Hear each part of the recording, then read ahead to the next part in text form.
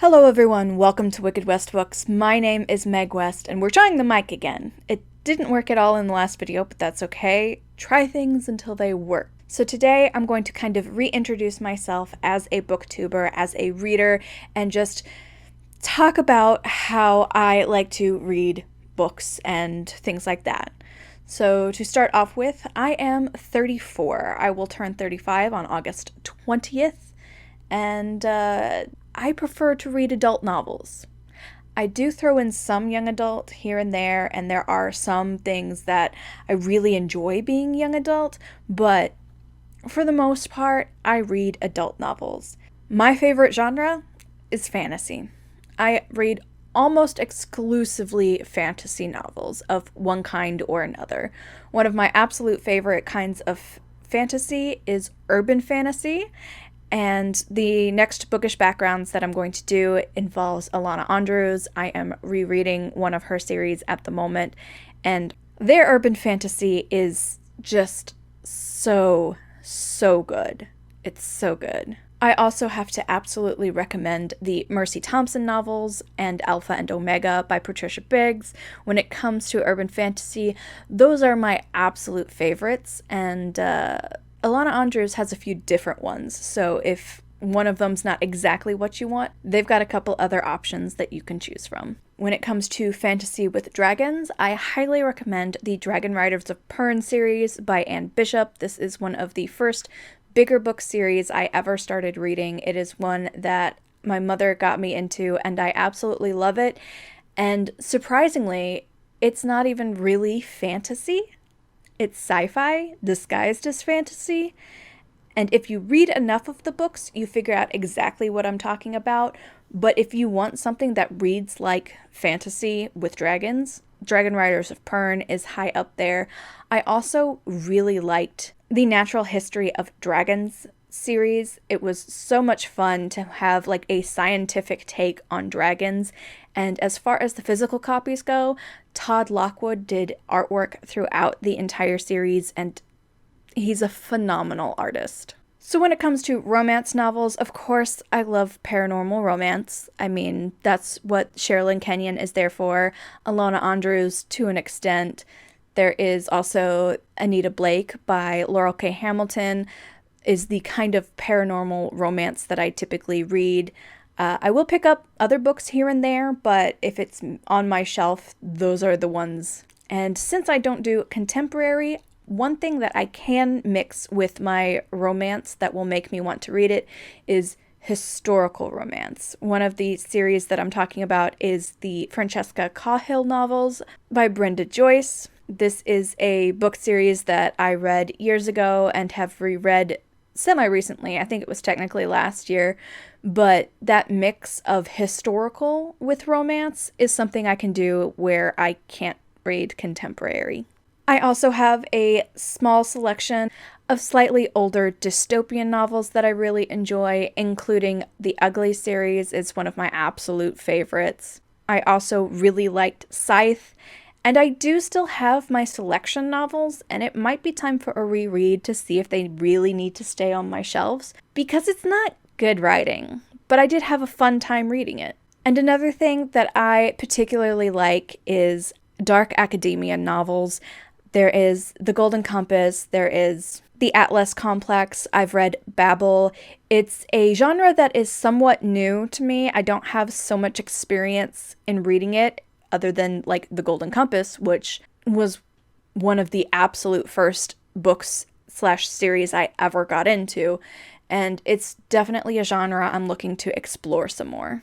And another one that I like that I need to definitely find more books in that genre is paranormal thriller, which I do have a little bit to talk about on that a little later. So for a this and that section, libraries or bookstores? I prefer the library. I use my Libby app a lot. Does not mean I don't go to bookstores, because I do still love having a huge collection of books.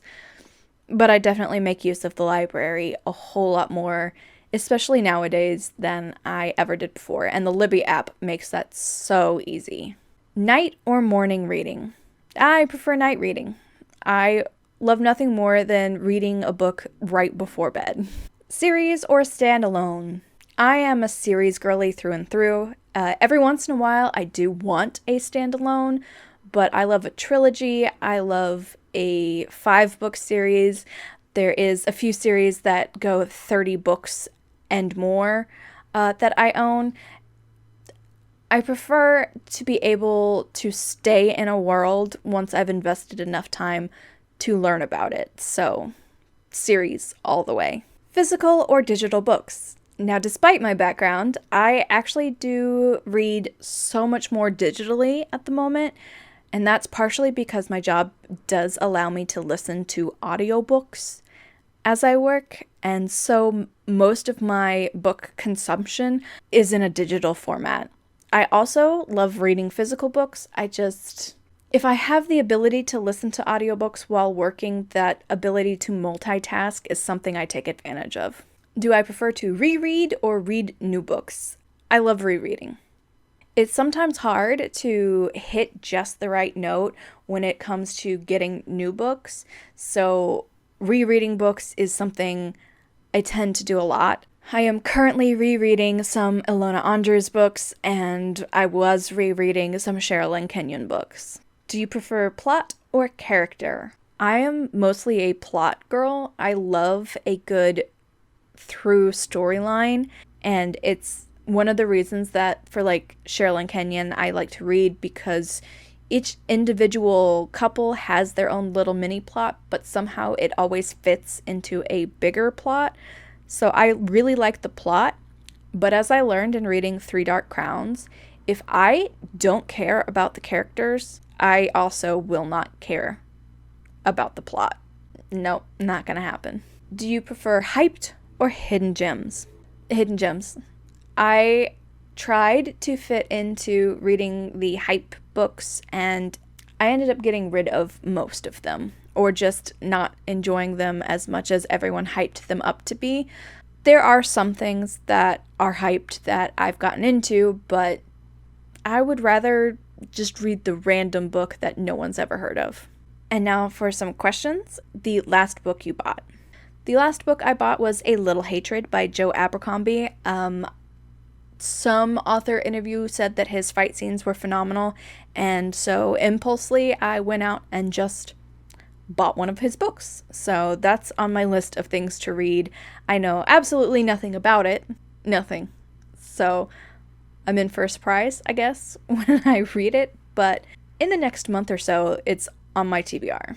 Last library return was Burn For Me by Ilona Andrews. This is one of their urban fantasy series that I just really, really enjoy because of the, again, background plot that is going through all the different books, and I really want more books in this series.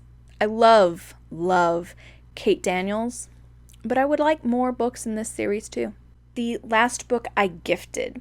I didn't necessarily gift this book, more like I gifted a love of books like it to a friend by letting her borrow one of mine, and then she bought her own.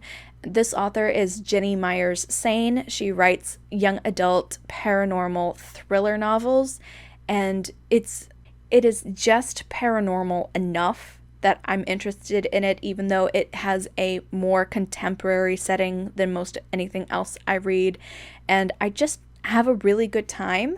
And every time one of her books comes out, she comes near me to do book signings. So as long as she's coming to Tulsa for book signings, I will be going to Tulsa for her books. And I will be able to bring my friend with me so that she can get her own copy. Last book I DNF'd was A String of Fate in the Darkness by Azzy Drouch. Yes, I did have to read that. I didn't get more than a couple pages into this Hades and Persephone's retelling. Something about the writing style just bugged me. Didn't request a refund for the book. I got it, I think, on a sale, so I wasn't going to take away the $1 that I paid the author for it, but I did put it down and have zero intention of picking it back up. Last 5-star book It's been the rereads, but in order to not answer with Alana Andrews, I will instead answer with Lyriel by Garth Nix. This is the second book in the Abhorsen trilogy and the first book in the trilogy I ever read. It's fine, it works out that way, but the trilogy is just so good itself. And if you're looking for an audiobook to listen to, this is one that I highly recommend. It is a somewhat young adult fantasy horror novel, and the audiobook is narrated by Tim Curry, which is amazing to listen to. Next is favorite bookmark, and as ridiculous as this might be, it's this $2 bill. I have not put any effort into keeping track of where this $2 bill is, but I can always find it. Always. Unlike a whole lot of stuff I own, this is not something I am apparently capable of losing, and I have used it as a bookmark for a while. It's reasonably flat and not crumpled because it's the bookmark I can always find. Not real bookmarks, but $2 bill.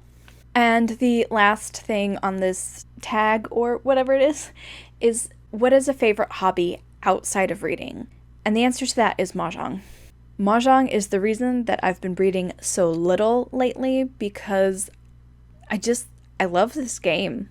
This game that has so many rules. It's got etiquette. I am playing the Japanese version, which is Richi Mahjong, and studying the strategies on how to play this book has just occupied my time, and watching YouTubers play the game or watching Richi no Mi live stream their League games has taken so much of my free time. In addition to actually playing this game, I'm just doing my absolute best to absorb every bit of information about it that I possibly can. So yeah, I hope this introduces a little bit more about me as a reader and where I am at currently with my reading journey. I got all of the prompts for this video from Jesse the Reader, who is also doing his return to Booktube right this minute.